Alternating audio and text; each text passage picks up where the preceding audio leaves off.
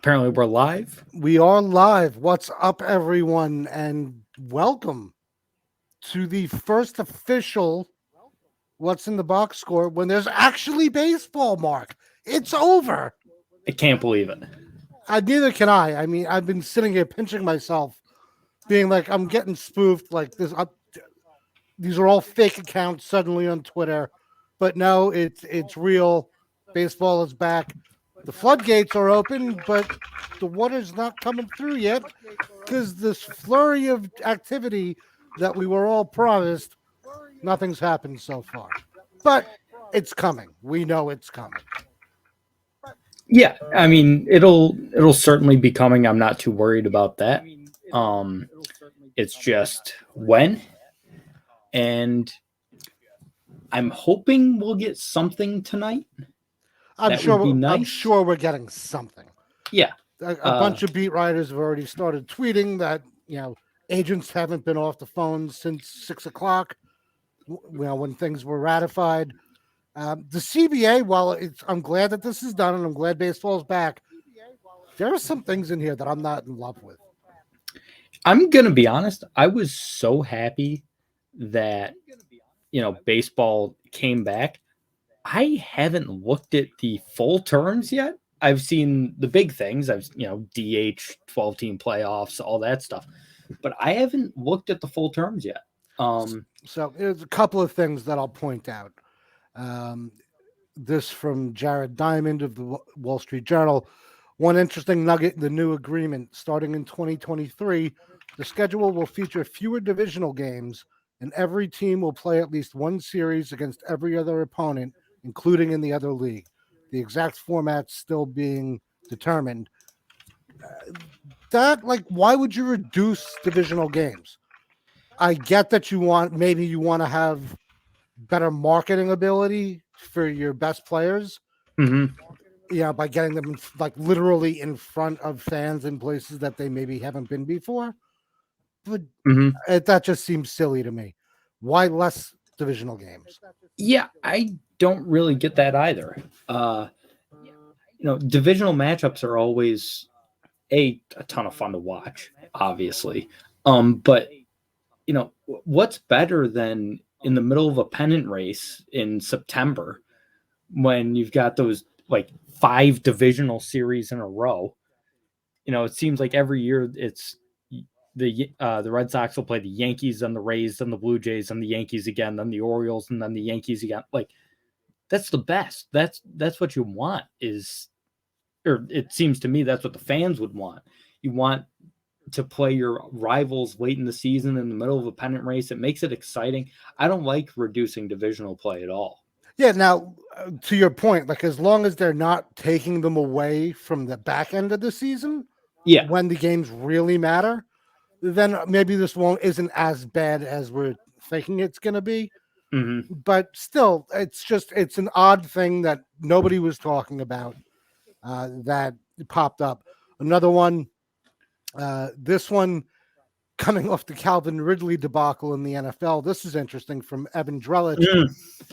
I did see this, yeah. Yeah, one interesting part of negotiations, players now have expanded rights to engage in promotional and endorsement activities with sports betting companies. It was very restricted before, now loosened up. You're kind of opening a Pandora's box here. Yeah. Did we learn nothing from Pete Rose? Which, it's funny, you compared it to Calvin Ridley. Personally, I don't think Calvin Ridley did anything wrong. No, neither do I. I just think Calvin Ridley's an idiot. Yes, very much so. But he bet on his own team to win. Which, what are you going to do? Text old Matty Ice and be like, hey, throw an extra touchdown for me today. Yeah, you would want every player on your team be willing to say, yeah, I'll bet on us. Yeah, I think it should be encouraged to bet on your own team if you're a professional athlete, personally. I don't know about that. I mean, no, because, guys are going to go out there. They're already, play hard, but all of a sudden they're playing that much harder because if they win, they get $150,000. It's like, hey. Yeah, I mean, Ridley's bets were really bad, though. I mean, what was it, an 8-team parlay or something? Yeah, he had a 3-teamer, a 5-teamer, and an 8-teamer.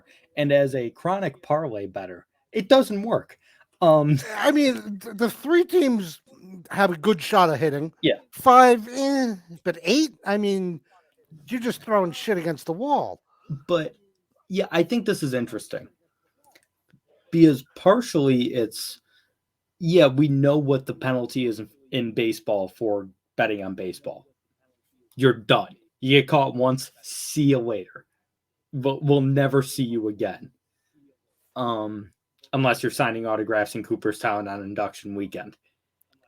Yeah, I mean, to me, it's more the whole optics of it. Like you're keeping Rose out for betting, but now these guys can go sign endorsement deals with FanDuel and DraftKings and Caesars and all that. Like, kind of mixed messaging. That's all. It is, but at the same time, I'm glad to see a professional sport finally sort of lean into the fact that they're all partnering with sports books, because everyone else, it's like everyone's partnered with sports books now, and they just sort of pretend like it isn't a thing.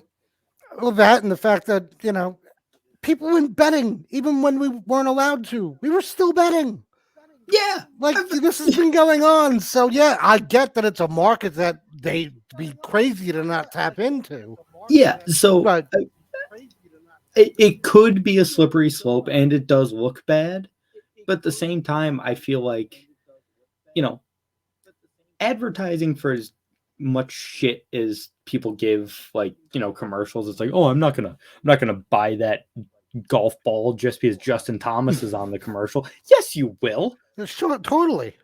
Like that's how advertising works. You say you're not going to do it, and then you go to Dick's to buy a dozen golf balls, and you're like, I think I'll get the Pro V1. Doesn't Justin Thomas use a Pro V1? I could be like Justin Thomas. Like, yeah, it's all stuff like that. So if all of a sudden you see just Jacob deGrom, and he's like, yeah, I bet with FanDuel. When you want to go place a bet on the Mets, you know what sportsbook you're going to use? You're going to use FanDuel. Yeah, but you would hope that deGrom wouldn't be like, yeah, I bet with FanDuel. Like, more like, look, if you're going to bet on me, use FanDuel. Through FanDuel. Like, I don't want my ace being like, oh, yeah, I bet through FanDuel while I'm in the dugout. I bet on every sport that isn't baseball. I bet on everything but baseball. WNBA, all an aces -5. Like, another thing that's a really bad look, and this one, the only person that I saw talking about it was Rosenthal. Uniforms will now have advertising. I'm fine with that. Why? How much advertising do you need? I agree with that. It's the owners playing poor again. Oh, no, look, I get it. Like, they all want money, and some of that is going towards talk about, if the play. I'm surprised the players agreed to this part, because they were like, oh, well, teams don't spend nearly enough, and the CBT is blah, blah, blah. A 30th of whatever revenue they bring in from these ads count towards the luxury tax. Yeah. Like, it's just another way to inflate a team's payroll. Yeah. So it's just weird. Like, I just don't get it. It is weird, but I've seen a lot of people being like, oh, you can't put ads on jerseys. Listen, the NBA did it, 5 years ago, and no one notices? Like, throw the little patch on the left shoulder opposite the Nike logo, whatever. That's fine. But, like, I don't want it to turn into, like, your, English Premier League, where the whole uniform is an ad. Yeah, absolutely not. If all of a sudden they're the jet blue Boston Red Sox, I'll be pissed. Yeah, or if instead of the Yankee logo, it's the Adidas logo. Yeah, which that would be hilarious with Nike uniforms if the Yankees just got sponsored by Adidas. And the Yankees would totally be the team to do it. Yeah, exactly. Because Steinbrenner doesn't care. Although I don't think Steve Cohen cares much either, because this fourth level of hell that you get with the CBT is legitimately the Steve Cohen level. Yeah. They did that because of Cohen. It was like, hey, congratulations, you're a major league owner. By the way, fuck you for spending a lot of money. Yeah. Now you're going to be punished for doing what you said you were going to do. It's I didn't see this one until just now, from Tim Healy with Newsday. MLB and the Players Association agreed to stage tours in the following places over the next 5 years: Mexico, Asia, Puerto Rico, the Dominican, London, and Paris. I like that. Paris is weird. Um, that's a weird place to have like a Major League Baseball thing. I'm so happy they're going back to Japan. Yeah, I mean, that doesn't say Japan; it says Asia. Oh, I thought you said Japan. It's now Mexico, Asia. So, Asia. Okay. I mean, but I'm you sure would imagine Japan will be included in that. Yeah, Like, I would think. I mean, South Korea, Japan for sure. Like those are two places you have to stop. Probably China, just because it's so huge there too. And you know, most of everything that MLB has is made there. Yes, this is true. Well, then again, so is pretty much everything. Yeah. No matter, not just MLB. This isn't a shitting on baseball thing. Manfred, did you see his press conference? I have seen like some snippets from it. I didn't watch the full thing. I couldn't watch the whole thing because, as you know, and our viewers know, I think he's a clown and I think he's unbearable. But he basically came out and said, "Look, I want to be friends with Tony Clark, and you know, I'm gonna try hard to do better next time." Are you? That was the gist of what he said. Like, I'm not in those exact words. Yeah. But I mean, it was not a good look for Manfred, who couldn't get the shit eating grin off of his face the entire time. Yeah, like, oh, and I'm so sorry to our fans. Was he practicing his putting stroke too? As he's counting his money, you know, under the podium. It's just ridiculous. I'm glad it's over. I have no faith that we're going to avoid this in 6 years, especially if Tony Clark and Rob Manfred are the two in charge. They have to learn from this, right? Yeah, that's the thing. Is I'm very on the fence about what's going to happen in 6 years. Like, Arcade, screw you, Josh. Fuck off. All right. I actually meant to do that, and then I was like, fuck it. Couldn't even make his bed for the stream, asshole. But I'm very on the fence about this because I think they should learn from this because it was bad. This entire situation was awful and alienated so many fans for 99 days. Now, granted, as soon as it got announced today, no one was like, "I'm out." All the response I saw was just people saying, "Baseball's back!" Like, you know, which is great. I'm happy people are excited for baseball. So I hope they learned from this because so many fans were so mad for such a long time.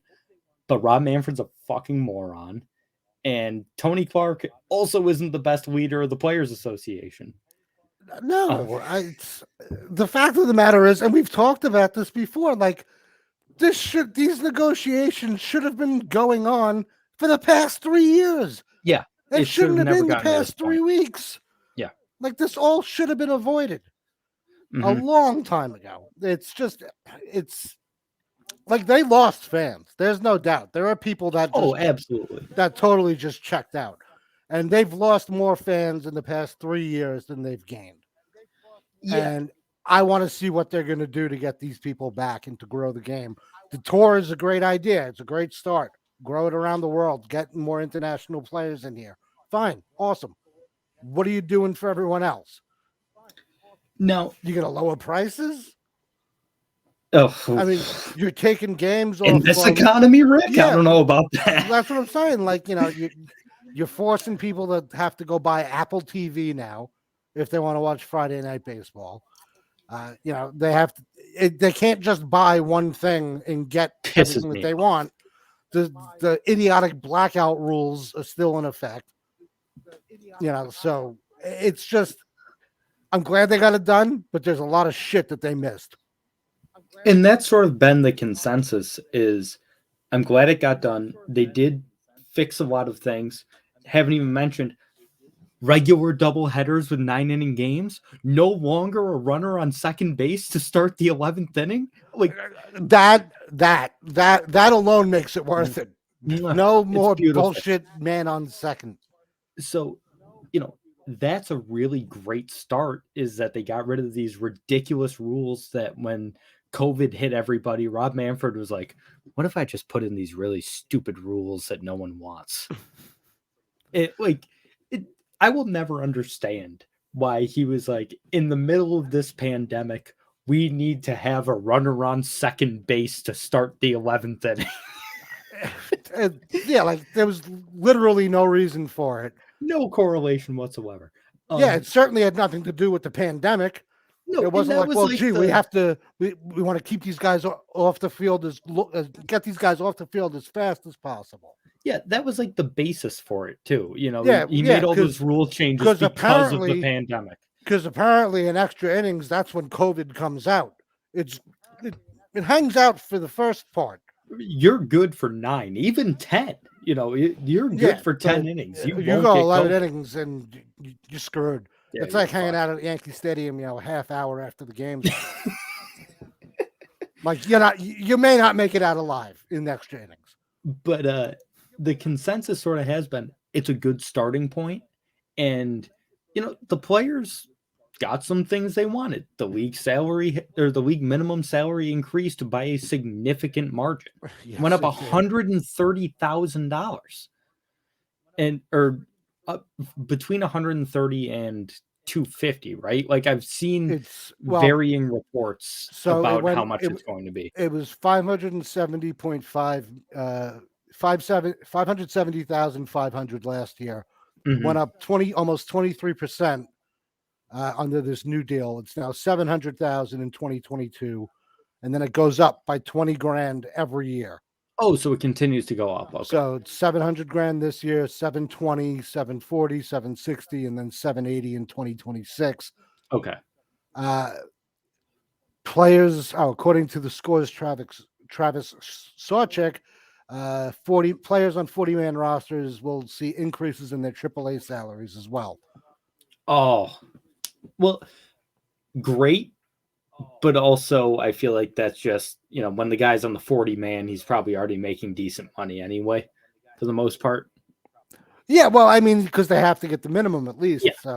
So that's, that's great. But at the same time, I feel like that's just them trying to hide the fact they're like, oh, we're paying minor leaguers better. Kind of. Yeah, kind of, sort of, you are. I mean, These are guys that are either already on the major league roster or going to be on the major league roster at some point. So cool. Yeah, I'm glad you're paying a very small percentage of minor leaguers better. Still pay minor leaguers better because they need a living wage. How about you treat them better? Yeah, treat them better, pay them better, do everything with them better. They're still professional baseball players. They're still human beings. They don't need to sleep 8 to a floor in a kitchen. Yeah. With a space heater and one pillow. But that's not how professional athletes should live. I will say, I think this one to me seems about probably 65-35 in favor of the owners still. Like, I feel like it still favors the owners more than it does the players. Oh, for sure. I think the next one is going to be as 50-50 as you can get. Well, that's why, let everyone calm down, get through this season, and then next year start talking and start working on it. That's what I think is going to happen. I really think they're going to be like, we're going to start working on this next offseason, like winter meetings when agents are there and players are there, and hopefully we have a in-person winter meetings again. I know they want to try to keep it virtual because they were like, who really cares about this? I do. No, I care about the winter meetings. There's a big difference between doing it virtually and doing it in person. I mean, they've already announced that they're opening the clubhouses back up. Oh, good. So, we're back to normal on that front. Because that was bizarre. How can you hold a press conference where it's just, a bunch of faces on a screen and you're trying to point to, a call on people? Like, it's just weird. John over in the top right of the screen there. Yeah, it's like, playing the Brady Bunch game. Can you name all of them before the screen changes? But yeah, look, it's back. That's all that matters. This was the other one I like. You hear about the Kumar Rocker rule? No, they made Oh, a new rule for they- Kumar Rocker. They made a whole new draft. So the top 6 draft picks is now called the Rule 4 draft. That's their name for the lottery. I don't know if the NBA has that trademarked. I heard stuff about there now being some kind of lottery, but I didn't see a breakdown. So there's a lottery to determine the top 6 draft picks, and it's part of their whole like anti-tanking thing. Yeah. The top 300 players will be eligible to participate in a pre-draft combine. I'm good with that. Could be interesting. MLB draft combine. An Very MLB draft interesting. combine for the top 300 players. Under the Kumar Rocker rule, any of those players who submit to a pre-draft physical must be offered at least 75% of the slot value associated with their pick. So no deals where a guy who's picked second signs for 12% of what the slot is. Yeah. Because they have another, they got an agreement under the table to take care of that's also the Nick York rule with the Red Sox. Drafting him top 15 or whatever they took him and signed him for like $1.2 million. So they had so much money left for their second and third round picks. Yeah, so they could just, guys that was supposed to go number 1 but wanted too much money. We can afford you now. Yeah. No, I'm a big fan of draft lotteries in all sports. I think it's the best way to prevent tanking.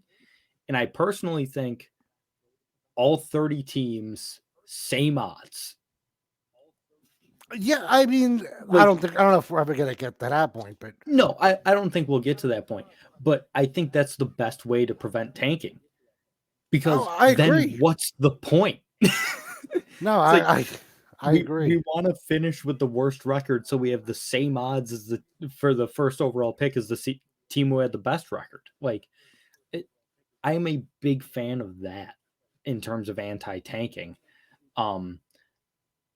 So I'm glad they're introducing some kind of lottery. I think that's very cool.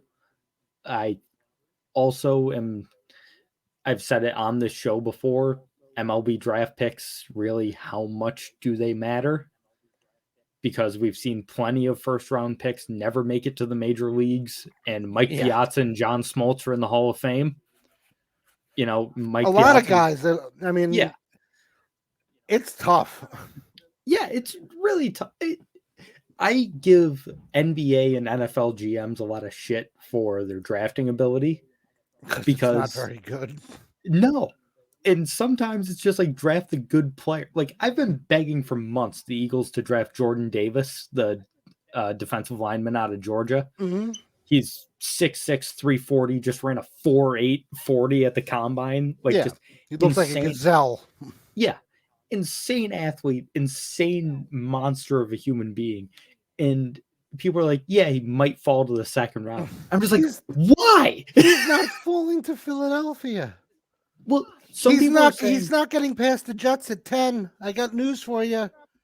Well, that's the thing, is some draft insiders are like, oh yeah, he's not falling out of the top 10. And some are like, yeah, the the Chiefs might take him. And it's like, why would he fall to the Chiefs? NFL GMs and NFL draft analysts, for the most part, are just like guessing. Well, yeah, no, look, I get it. Like, that's just as hard as pick. It's probably harder than picking the actual player.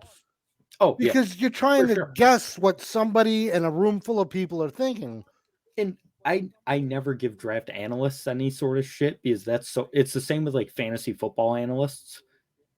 It's like, yeah, I like this guy to have a big week this week. And then if he doesn't, everyone just shits on you. And it's like, hey, I took a guess, all right?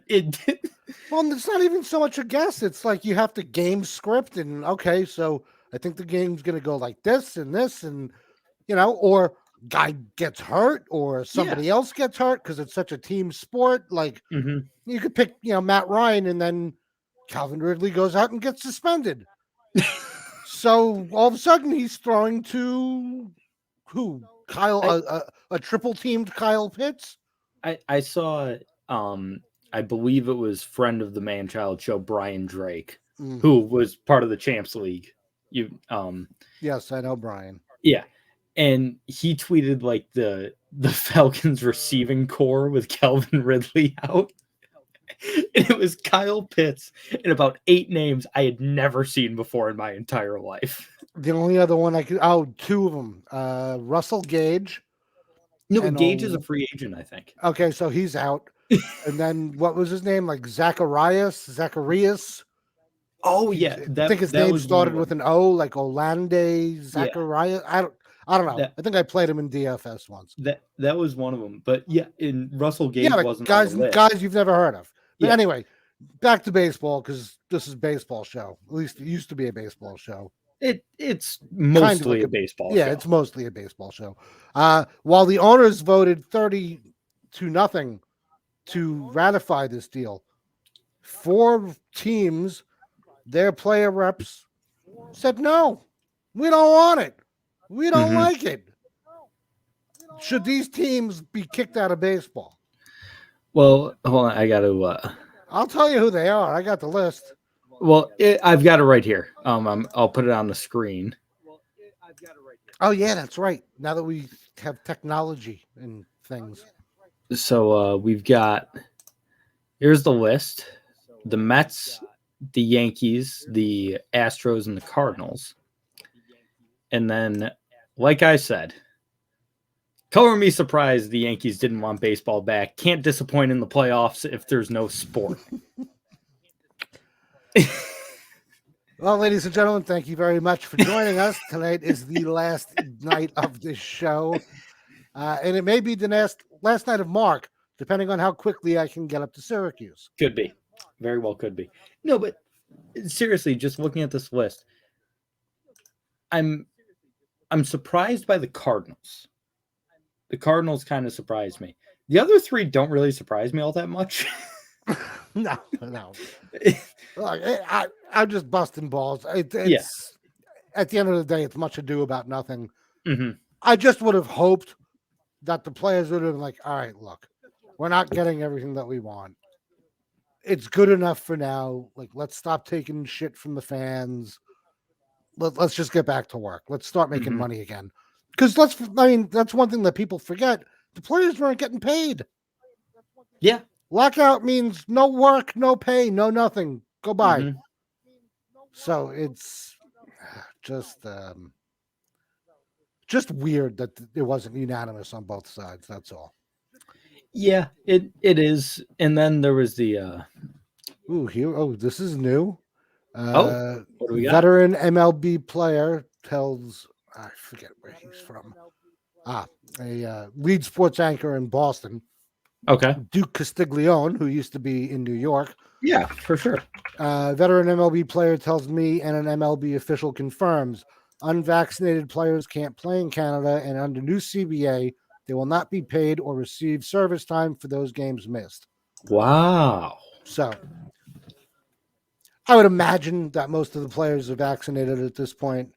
I would imagine that there's got to be some sort of, some sort of something done for the players who like medically can't get it because they have other issues, and their doctors are just like, no, like you can't get that.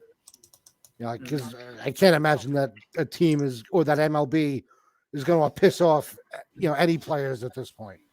Yeah, and I know, I believe he ended up getting it, but I know like Anthony Rizzo at first was like, I've been told maybe I shouldn't get this because Rizzo, cancer survivor, underlying health conditions. So yeah, like a lot of guys, like that's what people forget. Like these are human beings. They all have other sorts of shit going on. Aside from hurt my shoulder throwing, I sprained my ankle running or whatever. So they have real issues that nobody needs to know about. Yeah. And so this does kind of surprise me just because, if the Blue Jays have anyone that's unvaccinated, it's like, what if Teoscar Hernandez or whoever just isn't vaccinated? It's like, oh, can't play home games. Pulls a Kyrie, just goes on the road. The Kyrie thing is so stupid. It is very It's so stupid at this point. But so I'm kind of surprised, but at the same time, Canada's been very strict about this whole thing. Mm-hmm.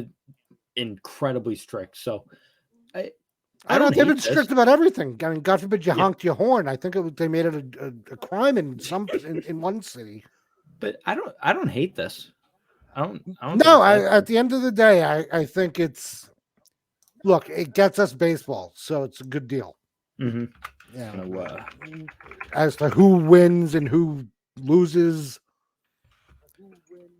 Oh, Trevor Bauer is calling for the LA Times to fire Bill Plaschke, who says that the Dodgers need to sign Freddie Freeman, re-sign Kershaw, cut Trevor Bauer, find another starter and a closer. That's going to be interesting to see what happens with Bauer. He kind of fell under the radar. Yeah, we didn't talk a ton about that when that broke. But it's such a complicated story. Yeah, but I mean, at the end of the day, I don't believe he was found guilty of a crime. No, he wasn't. I don't see what they can possibly do. Yeah, you can't really do anything to him. Like you might think he's an asshole, but that's fine. You can't fire him for that. That's the thing. The court you can fire him, but you have to pay him. Yeah, but in the court of public opinion, I don't really know many people that like Trevor Bauer. I was always sort of a Trevor Bauer guy. I was always a Trevor Bauer guy. Yeah, I liked his not different anymore, personality. I was. Yeah, that's the thing. I'm very much not anymore. And he was found innocent, and good for him. Like, I'm glad I'll be able to watch him pitch again because he's a hell of a pitcher. But at the same time, I'll never really be a fan of his again. No, look, I mean, as somebody who has had friends go through domestic violence, I have no patience for it. I don't care if you're guilty or not. Like, I'm done with you. Yeah. And that's just how it is. And it's not fair. And I don't claim to be fair. It's just how it is with me. Like, if this comes up, then you go out. No, I don't have time for it. I'm not interested in it. And I certainly don't want to hear about it. And there's a lot of people that feel the same way as we do, which is why Trevor Bauer, who was already a polarizing player, to say the least, seemed like half of baseball fans loved him for his weird personality, and he was always, hyping people up and I loved him for it. I thought he was phenomenal. Plus, he called Houston out for cheating and was like, "Here's the data to prove it." And so even guys like us that were fans of that, sorry, Trevor. Yeah, there are very few things that will make me just totally be like, nope, I'm checked out. That's one of them. Yeah, accusations like that, absolutely. Yeah, like that's one. Like, no, like not accusations. Like, let me see it play out. Let me see everything. But like just the pictures, like that was enough for me to be like, look, even if she wanted it, you gotta just say no. Yeah. Like, be like, listen, I'm not your Huckleberry. Didn't expect a Tombstone reference, but I appreciate it. Well, come on, I'm not your Huckleberry is such a and Tombstone. I mean, it's phenomenal picture. So good, so good. And we are now 20 minutes into this, a half hour into this, half an hour. We are 30 minutes in and not one goddamn signing, Mark. Nope. Not even rumors. We're getting nothing. That's the thing. When little peek behind the curtain, I texted Rick hours ago and I was like, let's stream tonight so we can react in real time to all of the signings that are going to happen while we record the show today. Dude, I've been going back and forth with one of my buddies that we both used to work at Bleacher Report. He's still there. I'm not. But years ago, it was thrown on the two of us, be like, hey, we want a live. They had us do, I had the American League, he had the National League. We had to do live, continuously updating off-season trackers for every team. Oh, yeah. We're going back and forth tonight. I'm just like, dude, can you imagine if we had to do that right now? I'm like, we would both be dead. I'm like, either that or our computers would completely have gone to shit. I'm like, because we would have been on it nonstop, just constantly typing. And he was Chris like, "Oh Bryant, God, Carlos Correa. yeah." He's like, "Oh God." He's like, "No." He's like, "It was so bad for us, and it wasn't crazy, Yeah. but like it felt like it was crazy because I had 15 teams, he had 15 teams, and it was just like anytime there was a rumor, had to throw it up, had to Mhm. talk about it. Anytime there was actual move, yeah, to update this and then talk about this and break down that. It was like now, forget it. But no, baseball's like, oh yeah, we've been teasing you for 4 months. Nah, we're done. We're gonna go home. We'll see you guys 99 tomorrow. days. What's another one? You Yeah, like, guys you can can wait till one tomorrow. more. You don't really need to know where Carlos Correa is going. Although Marcus Stroman, as soon as the deal was announced, Hilarious. he's out there. He's like, "Come on, let's go." Carlos, Chicago, baby. I mean, Correa makes sense in Chicago. Does he? But If he that wants team, money, man- if he wants to be the big fish in a big pond, oh yeah, then Chicago fits. then Chicago fits. I mean, Listen, Ricketts doesn't have the money. He's trying to spend it all to buy Chelsea.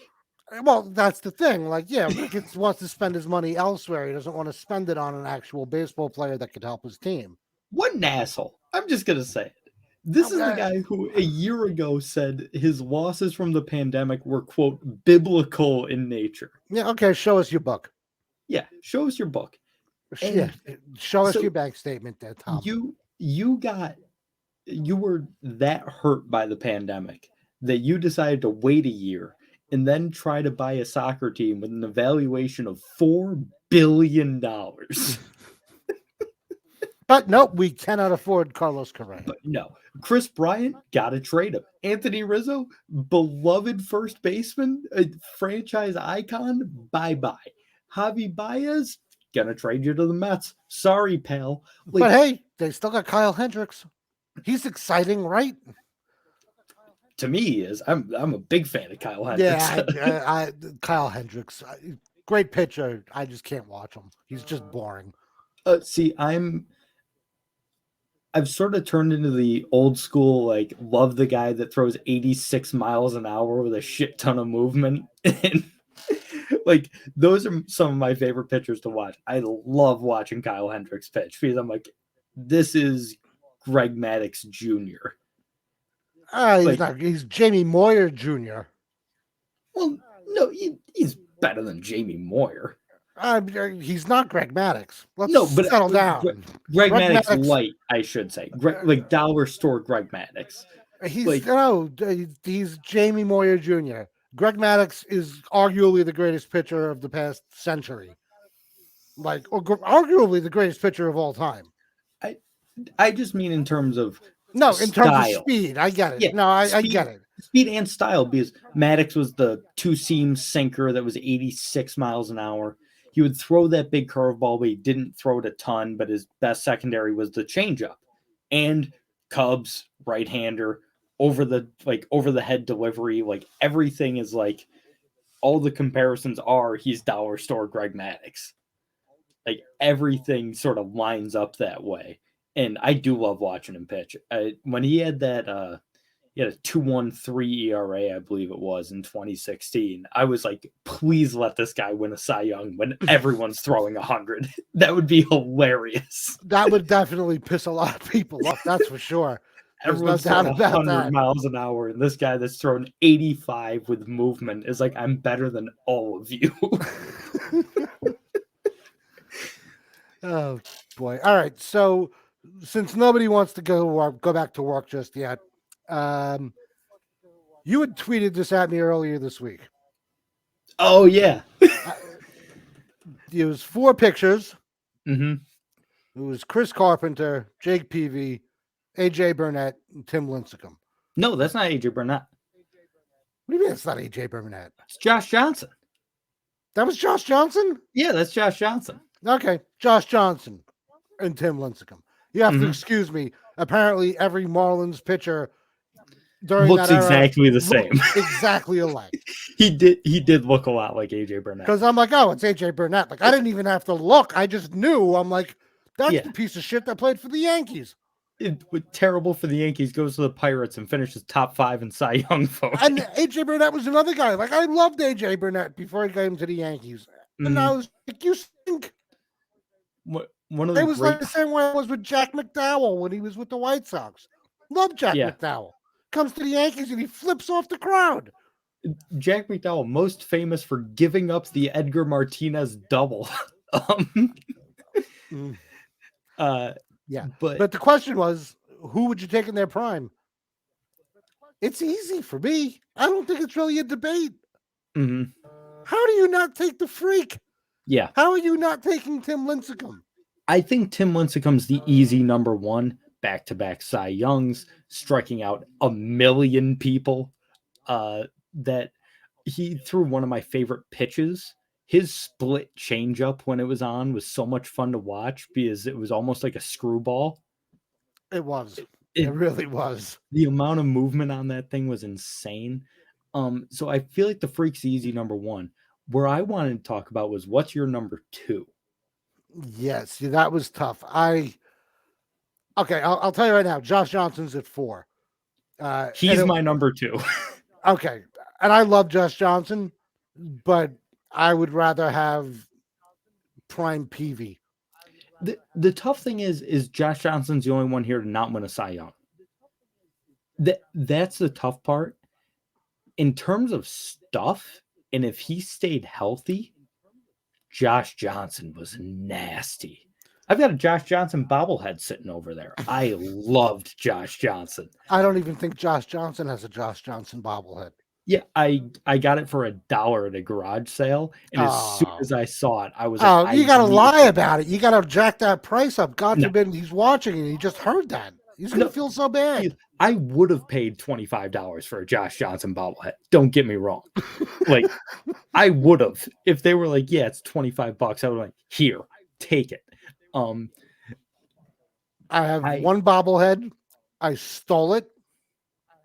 And it's hang on, I can't see it. It's just how much I look at it. I have to look into the other room. Oh, it's Bobby Nystrom from the Islanders. Oh yeah.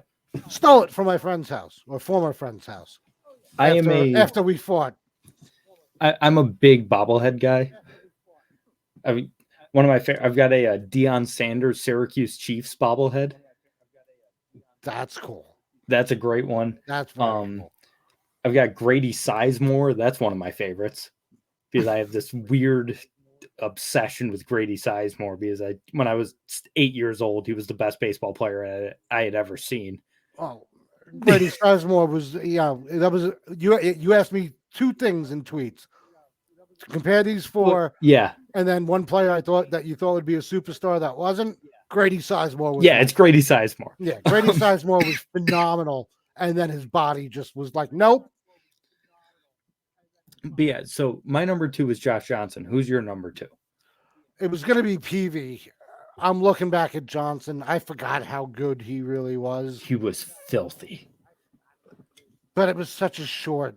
Like, yeah. I have to give body of work and length of, like, dominance. Yeah, that's fair. Johnson had 3 phenomenal years. He pitched for basically 4 years.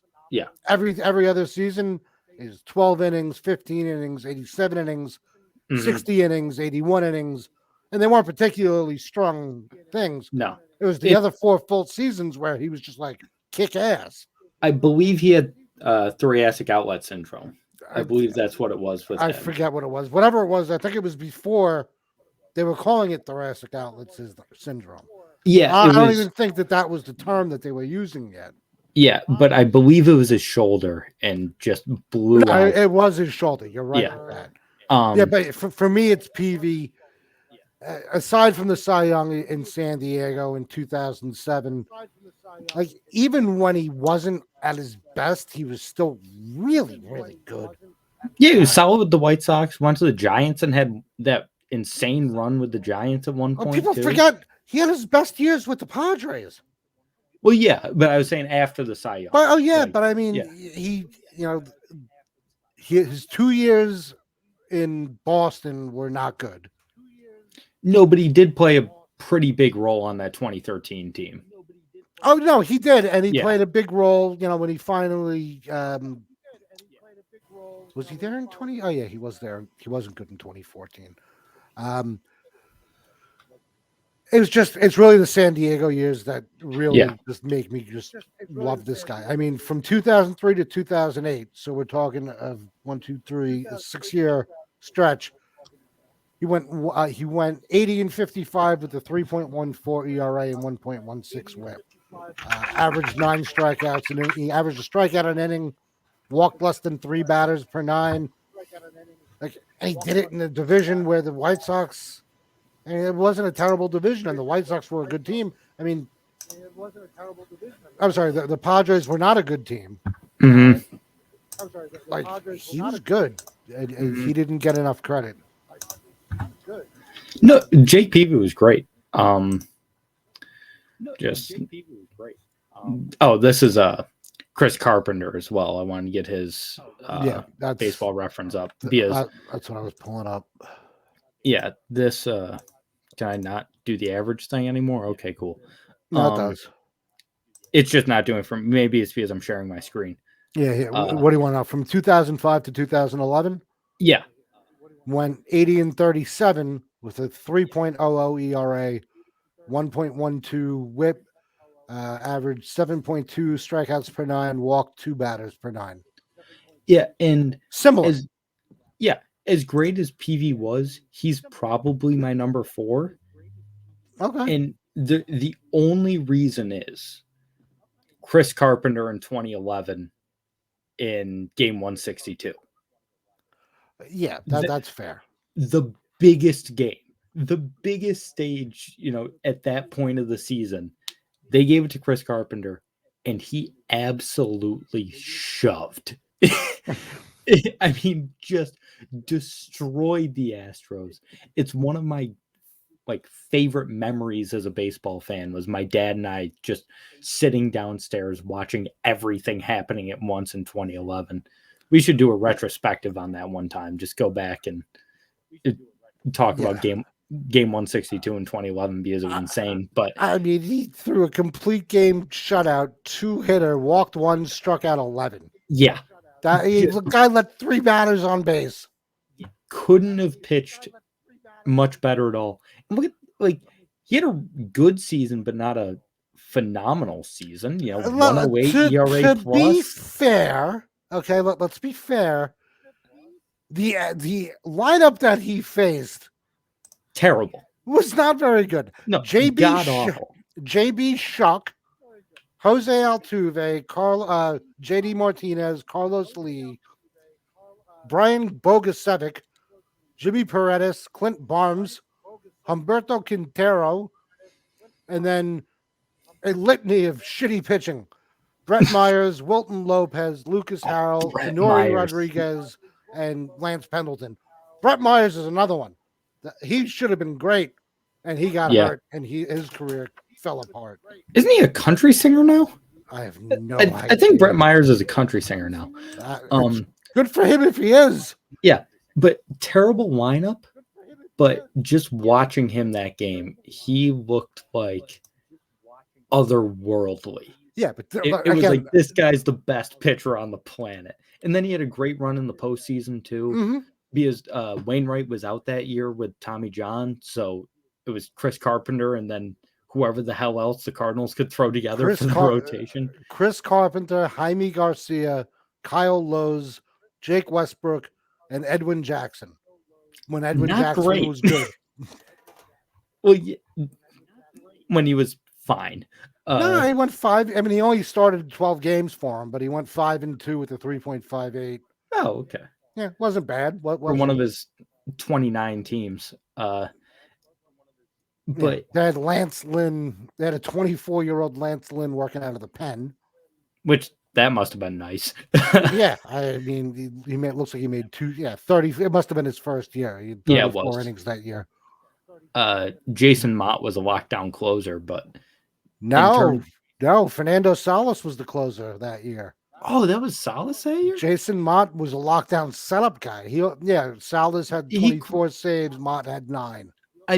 Yeah, but I think Mott stepped into the role late in the year, if I remember correctly. I believe It's he was the closer in the postseason. it's possible. Yeah. But yeah, Carpenter was like that game just sticks in my head forever. And so that's why he's got to be my number 3. And no disrespect, Jake Peavy. Love him. I love the fact that he couldn't see anything and he was an absolute madman on the mound. Just screaming at himself at all times. Yeah, which I mean, I thought it was great. I mean, Mark Yeah. Fidrich is a legend because he talked to himself and thought he was a bird. But love Peavy, but just in terms of the, obviously Winscombe is first, but for me, like I said, Josh Johnson's stuff was unhittable when he was healthy. Chris Carpenter, such a great big game pitcher, and then Peavy had the great few seasons in San Diego and stuck around for a little bit, but to me, just wasn't on that same level. No, I mean that's fair. I don't know if this would be fair. According to Mike Puma, the Yankees had pre-lockout interest in Michael Conforto. Why do you need? I get that he's a left-handed bat and he helps to even things out in the lineup. But like, aside from trying to piss off Steve Cohen, what's the point? He's not going to. You're going to assign Michael Conforto to be Brett Gardner? Yeah, I think Michael Conforto is a good player. I don't think he's a great player by any stretch, but I think he's a good, solid piece. Like Conforto to me is turning out like Benintendi. Like I thought they were both going to be phenomenal hitters, and they're okay. Yeah, and Benintendi had a really good bounce back year in Kansas City, which made me very happy. And Conforto very well. I expect him to bounce back this year wherever he is. Mm-hmm. I do. I just don't know if staying in New York is the right thing. Although the short porch at Yankee Stadium will certainly help. Yeah, that would suit his swing great. I mean, yeah, he goes to Yankee Stadium. He might hit 30 home runs, but he also might hit 220. Yeah, and I mean, he might hit 30 home runs, but that would be like worst case scenario where he's playing every day. Yeah, because everyone's like, oh well, they could just put him in a corner outfield spot. No, you can't. No, because you've got Joey Gallo. No. You've got Aaron Judge in the corners. You got Aaron Hicks, the gift that keeps on giving, coming back again in center field. And then Brett Gardner, who just refuses to retire. He wants to play. Can he please retire? I love Brett Gardner. I hate him so much. Brett, see, that's not right. That's not right. Brett Gardner's the kind of guy you can respect. I hate Brett Gardner. That'd be like me coming on here and being like, Dustin Pedroia is a piece of shit. I don't respect him. Well, I respect the hell out of Dustin Pedroia. No, the only reason I hate Brett Gardner is because I think if there's one guy in baseball where you're like, you need to pick one guy, gun to your head, that you said guaranteed does steroids, I would say Brett Gardner. No. Like, it's just, he looks like Megamind with that big ass bald head. Jesus Christ. The veins coming out of his neck. Wow. I've never liked him. Have you ever seen Joe Girardi? Well, yeah. Because Joe Girardi, I mean, if you put the two of them, if you gave me side-to-side pictures of Gardner and Girardi and was like, one of these two men does steroids, I would pick Girardi every time. Yeah, fair. Because people don't realize Girardi's jacked. The dude is like a linebacker jacked. I just never liked him. I see why Yankee fans love him, and I see why a lot of people respect him. He's one of those guys I've just never really liked. He also kills the Red Sox, so that has something to do with it. That's what certainly is some reason why I love him as much as I do. Yeah. Every time he plays the Red Sox, he goes 4 for 5 with a home run and 2 doubles. And I'm just like, okay, I guess. Yeah, but yeah, I mean, I think they have to figure out what they're doing with Gardner before they do anything with Conforto. No, absolutely. Yeah, and I mean, I don't know what kind of a deal. That's going to be interesting to see. And unfortunately, none of the sites are updated yet. So we can't see exactly what we're dealing with in terms of luxury tax payments. Mm-hmm. But it's going to be interesting to see if guys like Conforto can get a major league deal, can get a 1-year deal at the minimum. or if they're going to have to, like guys like Gardner may have to settle for a minor league deal. Gardner, I could see just because of the age and the style of play. He's 37 now, and he's a speedster. Like, it doesn't, not a lot of guys age well like that. Conforto's young enough and still has enough potential where I think someone might give him like a 2-year deal. Like, Gardner's 38. He'll be 39. He'll be 39 in August. Okay. So age 38 season, like, I could see him needing to take a minor league deal, but someone's going to give Conforto a major league deal. Someone's going to say, I can fix that guy.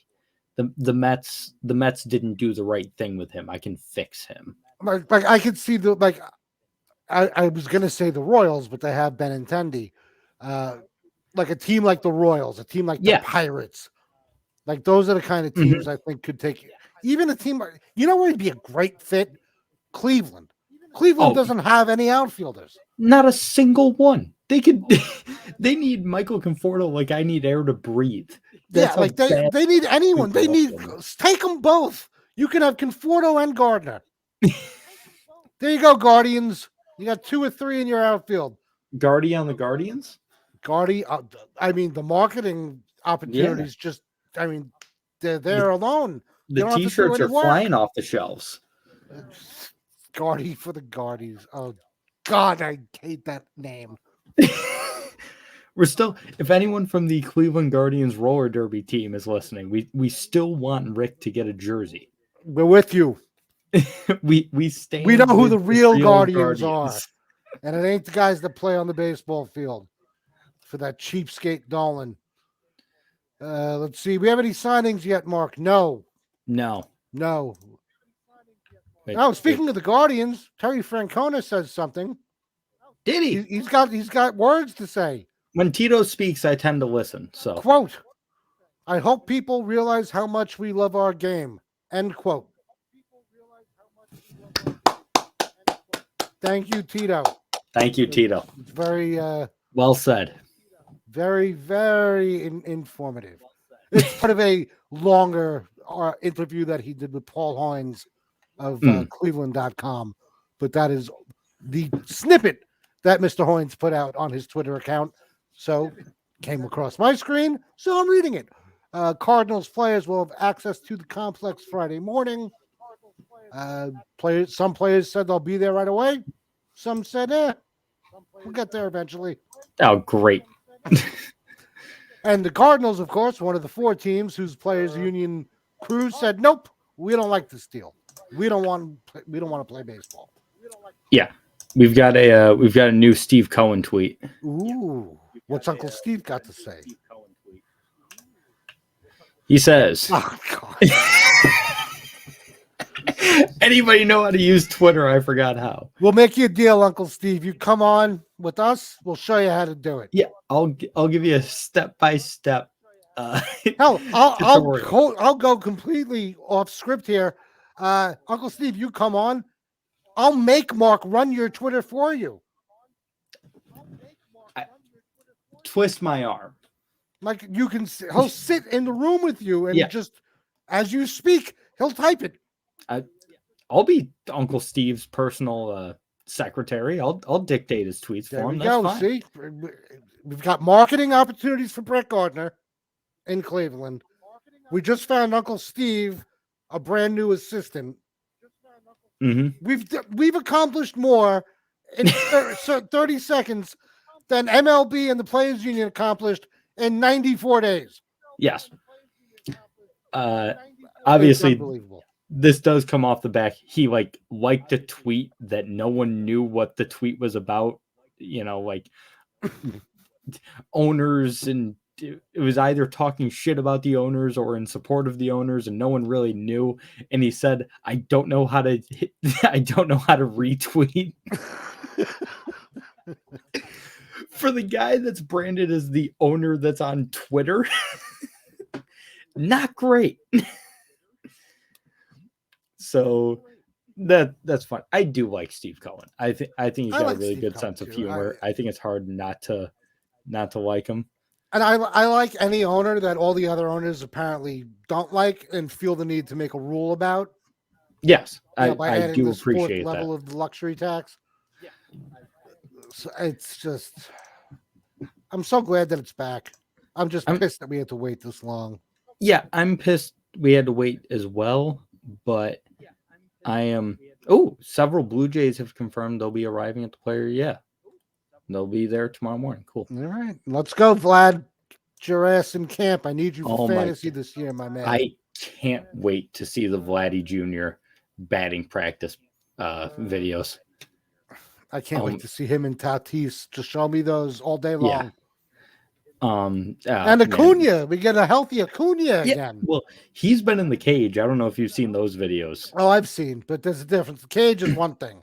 Yeah, the cage. I look like a halfway decent hitter in the cage. But my thing with the cage, when you hear that sound like echo throughout the batting cage when certain guys hit a baseball, and Acuna is one of those guys, it just gets me going. I'm like, oh yes, bring this sport back. No, and it's like batting practice. Like when you walk, if you show up to the stadium early, like you could be walking around checking out stuff, but you hear it, you hear the sound, and everybody stops. Yeah, and it's just like, who? Ooh, we got to go that way. The sound came over there. We got to see what that is. I shared the tweet earlier of Shohei Ohtani hitting the loudest home run in the history of baseball. Oh, God, and I had my volume off when I saw that one. Oh man, I don't know if I'll be able to play this with the sound through here. I'm still getting used to. Yeah, I mean, we've been using StreamYard for all of about an hour. Maybe an hour and 20 minutes after our pre-show test. But this was the first pitch swinging. This was the video. Yep. Oh, and that sound. Did it play the sound? Yes, it did. Okay, well, I'm going to play that one more time. First pitch swinging. Oh. And first pitch.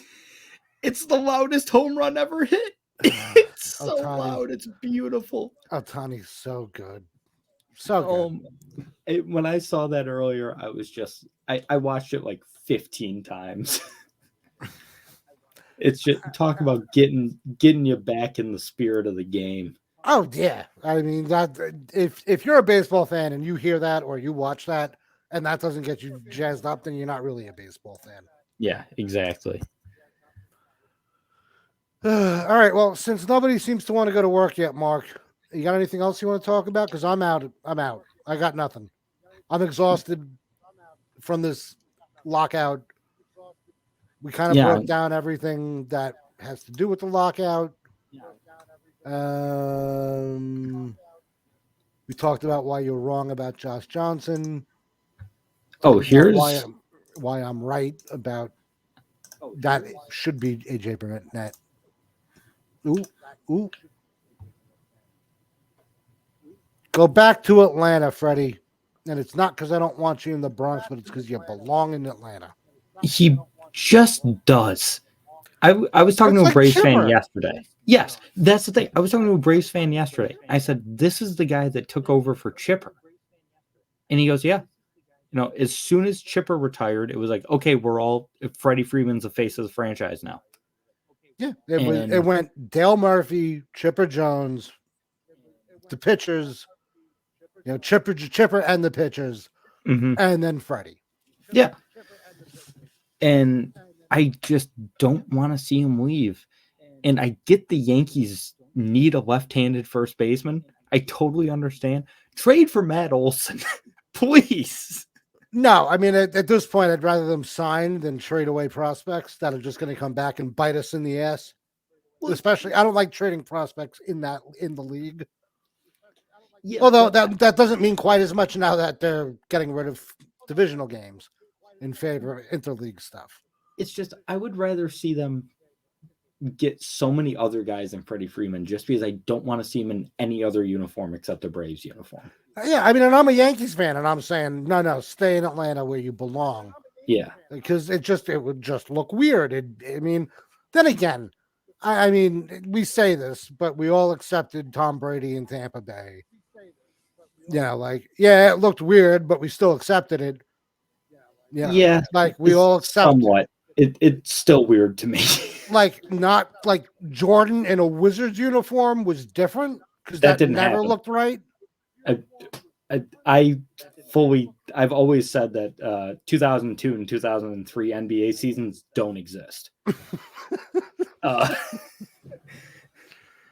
It's like that Family Guy episode where they go to Germany yeah, and Brian's on the tour bus and like, oh, this is 1939 and 1946. what happened in Brian says, what happened between? between? Everyone was on vacation. Nothing happened. Yeah, I don't want to see Freddie in any other uniform. It would be so weird to see, especially after you just won the World Series. You just won it. Yeah, like that would be that's just weird. At least like, if you want to go somewhere else, fine. Sign a 1-year deal with the Braves and say like ahead of time, this is going to be my last year in Atlanta. Like let the fans have one more year to really appreciate you. And you can, but that he's not going to do that. No, if he's just looking for one big payday and Yeah. the Yankees are like, here you go, he's gone. He doesn't care. what do you think the Yankees would give him? I don't know what they would have to give him because I don't know how bad Atlanta wants to keep him. Yeah, because that's the thing. He's one of those players that it's so hard for me to get a read on. Great player, great defensive first baseman, left-handed hitter, can hit for power, but really just a great pure hitter. You never know how the bat's gonna age. Yeah, like that's one thing. Like I'm very leery of giving long-term deals to guys in their 30s. Yeah, Guys with a lot of wear and tear. Let's see. And that's the other thing. Like, I don't know how the whole, the increased luxury tax is going to impact things. Because I would imagine that the Yankees are hell-bent on staying under or not getting themselves to a point where it's just exponentially going to increase to the point where they can never get back under. And they're constantly paying to get over. Yeah. I don't think Hal wants to do that. So Tim Dierks said MLB trade rumors pegged Freeman, his number 3 free agent, to get a 6-year, $180 million deal. I think he gets north of that. The length sounds about right. I think he gets something over 200. But he's 32. 32. He's 32. You're signing him until he's 38. And like now that the universal DH is in, the DH is in the National League, like there's no reason for the Braves not to keep him. Yeah. Because even when he starts to go, like you just make him a DH. Mm-hmm. Yeah, I don't.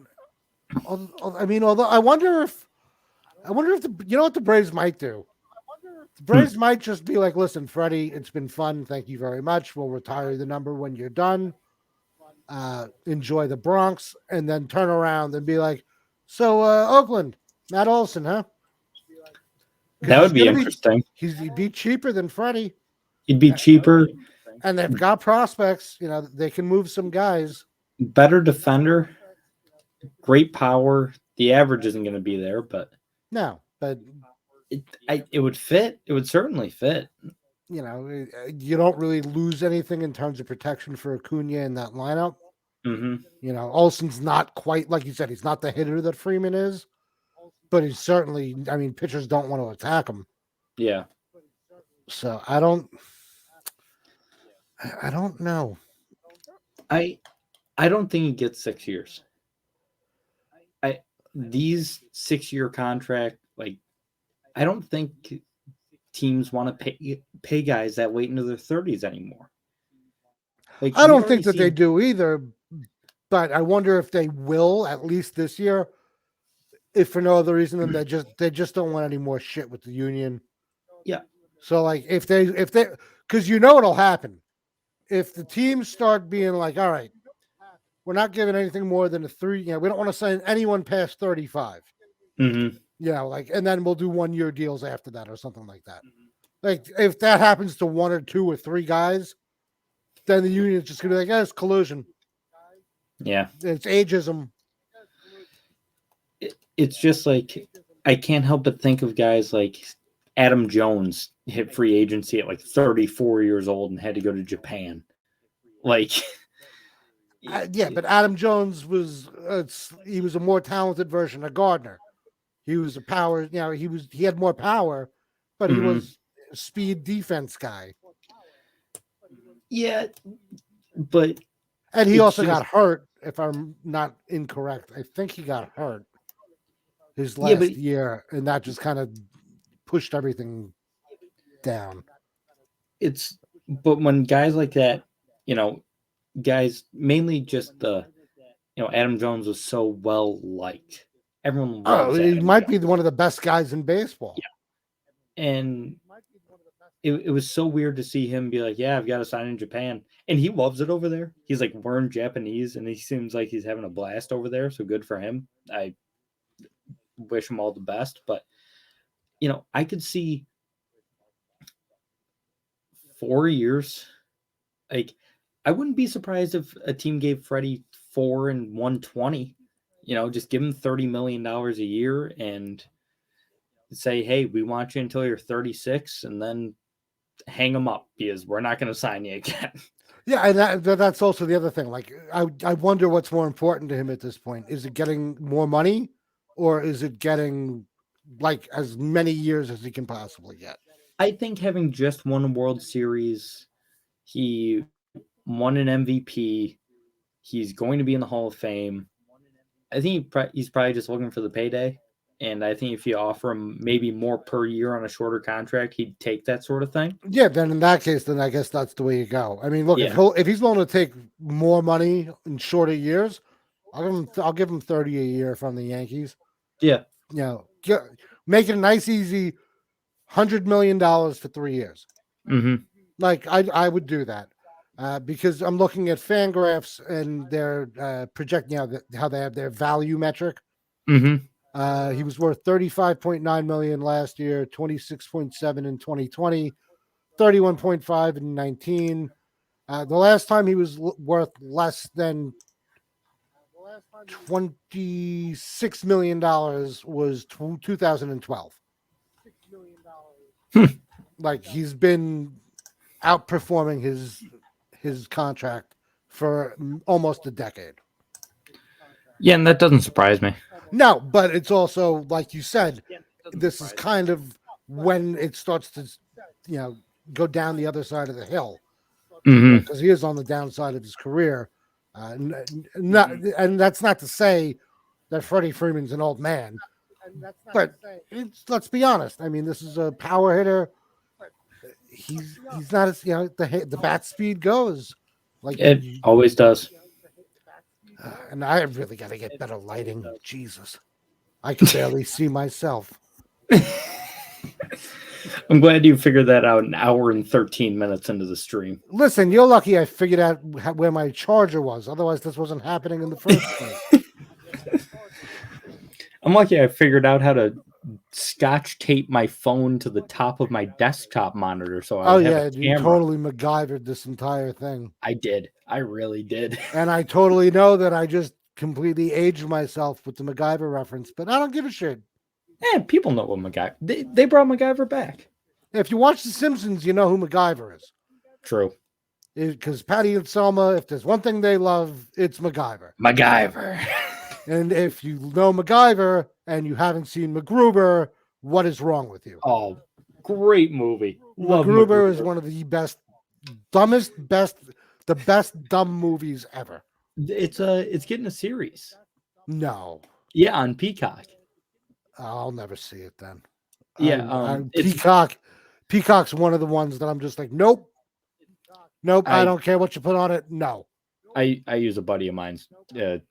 Nunez might be watching. I don't know. I use my other podcast co-host Zach. He's stealing your cable, man. No, he gave it to me because I wanted to watch Olympic Yeah. curling. And as he's changing the password as he's Or no. watching this.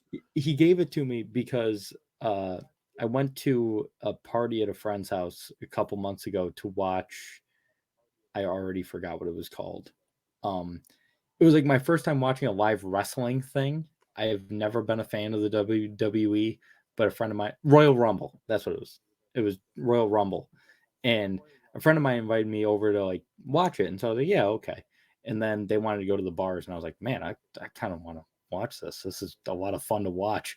And so he gave me his Peacock login so I could watch it instead of going to the bars and partying with my friends, so I could watch my first professional wrestling thing. Well, that sounds just like a buddy of mine in college. We rented an RV, drove up to where we go, Maine, to see Fish at a festival. And while we were all at the show, he was in the RV watching movies. And he Amen. spent 3 days while we were getting messy and shitty and partying. He hung out in the RV and watched movies. Which begged the question, why'd you come in the first place? Yeah. This is Cardinals are rewriting their spring schedule so they will only play teams based on the treasure coast. So it will be the Cardinals against the Mets, Astros, Marlins, and Nationals in the exhibition season. So we didn't even mention opening day is April 7th now, correct? Yes. Or 4th. No, it No, is April April 7th, and I believe the first game of the year will be Yankees Red Sox.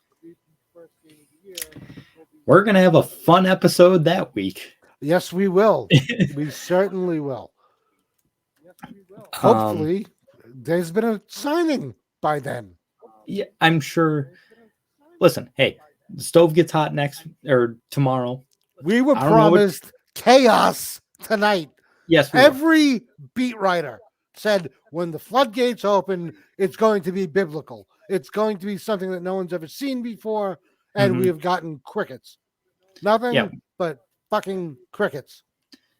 Listen, I don't know what you're doing tomorrow night. I don't have plans. I don't know if I'm going to be around tomorrow night because I may still be in a coma from all the nothingness that the baseball gods have bestowed upon us this evening. But yeah, we might very well be back on here tomorrow doing this, hoping that things are happening, or maybe breaking down some things that did happen while we were sleeping. Yes. And maybe we could do that. Could be fun. But stay tuned because this is not official. Yes. So make sure you are checking our socials. I am Rick Wiener at Rick Wiener NY. He is at marker _ box. And the show is something that I forget because I'm a terrible host and I do not remember our own social media. Oh, it's box. It's at box _ score _ pod, I believe. One day I will learn the show's social media handle. Until then, you'll have to deal with me stumbling and bumbling through the end of every episode. Mark, anything else you would like to say to the good people before we get out of here? There we go. Look at that. Look at that. I should have had that up before. Yeah, like I don't even have to. I shouldn't have to stumble through it, Mark. You're the producer. You should have these things ready.